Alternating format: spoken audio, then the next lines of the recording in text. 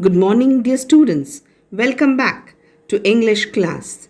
Today, I will be teaching you the chapter 1, that is, The Advice I Ever Had, written by Vijayalakshmi Pandit. This lesson is an article written by Mrs. Vijayalakshmi Pandit, who was Jawaharlal Nehru's sister. She wrote this article for the magazine Reader's Digest, a monthly magazine, when she was the High Commissioner for India in UK. In this article, she writes how a meaningful advice given by Mahatma Gandhi helped her to overcome some difficult situations in her life. So now let's start with a warm-up activity. Here are few pictures of great personalities. We have to identify the great personalities. Any guesses? Yes. Let's start with the first one. The first woman governor in India was Sarojini Naidu. The first woman president of UN General Assembly was Mrs. Vijayalakshmi Pandit. The first woman judge of the Supreme Court of India, Fatima Bibi. The first woman president of India, Mrs. Pratibha Patil. The first woman IPS officer of India, Mrs. Kiran Bedi.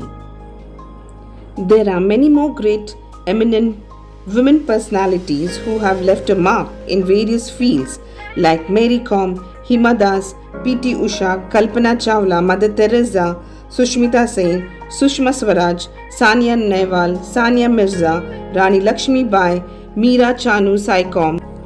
These great personalities show us how to face and overcome challenges in our life. Now, let's know more about the author, Mrs. Vijayalakshmi Pandit. Vijayalakshmi Pandit was an Indian diplomat, politician and the sister of India's first Prime Minister Shri Jawaharlal Nehru. She was very active in the Indian freedom movement and held high national and international position.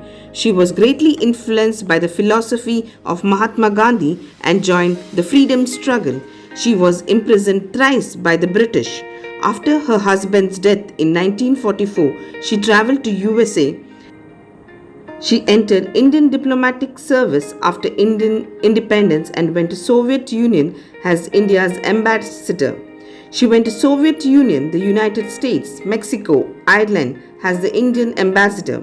She was the Indian High Commissioner to the United Kingdom and Spain. In 1953, she became the first woman president of the UN General Assembly.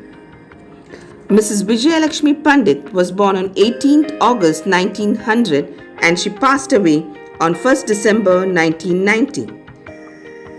Now let's move on to the lesson. The best advice I ever had came from one of the greatest souls the world has ever known, Mahatma Gandhi, on a sunny afternoon a decade ago.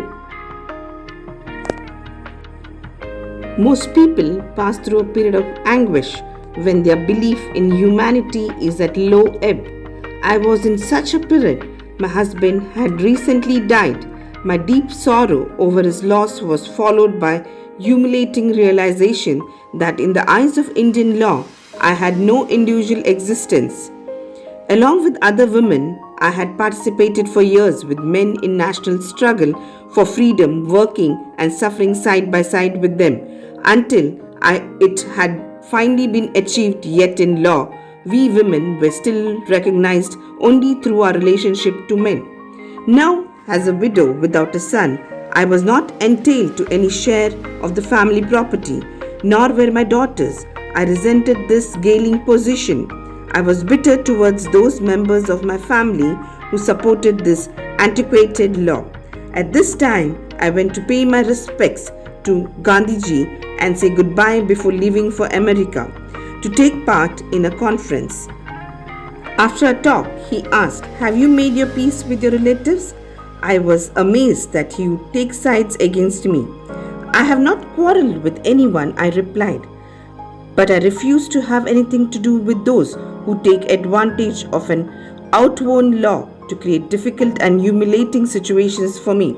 Gandhiji looked out of the window for a moment. Then he turned to me and smiled and said, "You will go and say goodbye because courtesy and decency demands this." In India, we still attach importance to these things. No, I declared, not even to please you will I go to those who wish to harm me. No one can harm you except yourself, he said. Still smiling, I see enough bitterness in your heart to cause you injury unless you check it. I remained silent and he continued, You're going to a new country because you're unhappy and want to escape. Can you escape yourself? Will you find happiness outside when there is bitterness in your heart? Think it over. Be a little humble. You have lost a loved one. That is a sorrow enough. Must you inflict further injury on your heart, on yourself? Because you lack courage to cleanse your own heart. His words would not leave me.